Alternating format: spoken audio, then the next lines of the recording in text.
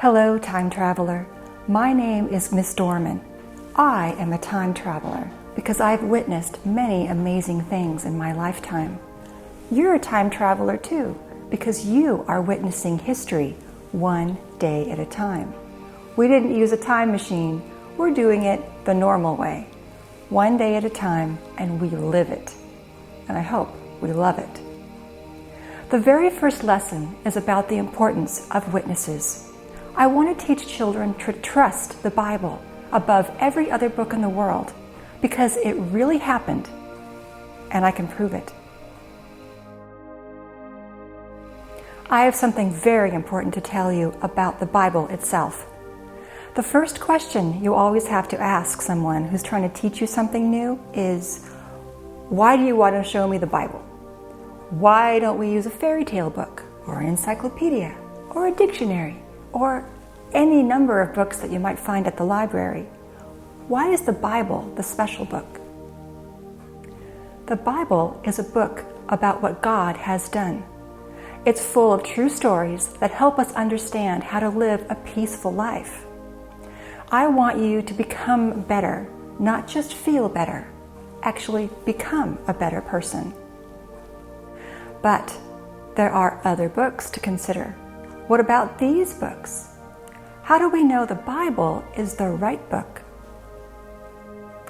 These are important questions to answer, aren't they?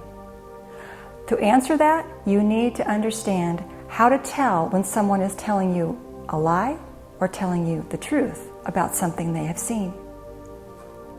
What if someone said they saw a spaceship? The only way to know if someone is telling you the truth is if there are witnesses who can vouch for his story. A witness is someone who was there when it happened.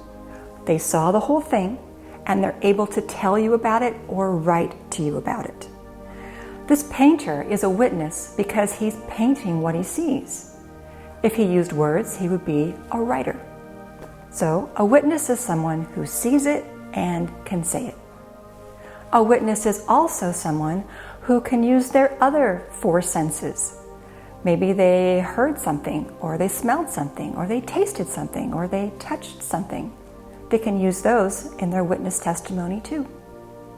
So, what if we had 3 people who say they saw the spaceship? If you talk to the witnesses separately, and they all describe everything the same way, then you know they're telling the truth. But if their stories sound really different, or even different enough from each other, then you know it's not true. But what if there was only one person? No witnesses at all, just one guy.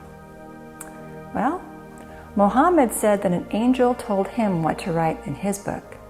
Joseph Smith said that an angel gave him ancient scrolls to translate for his book. They were both alone. There were no witnesses. It was just one man. That's not good enough for me. I need witnesses. I need lots and lots of witnesses. Here's a Bible passage that had thousands of witnesses.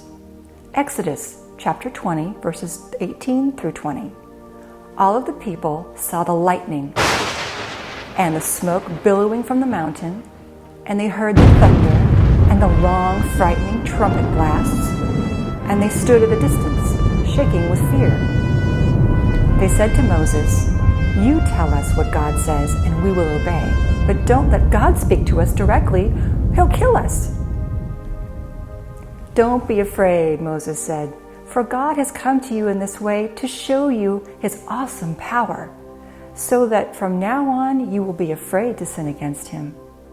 Moses was the very first author in the Bible. He wrote the first 5 books. That's Genesis, Exodus, Leviticus, Numbers, and Deuteronomy.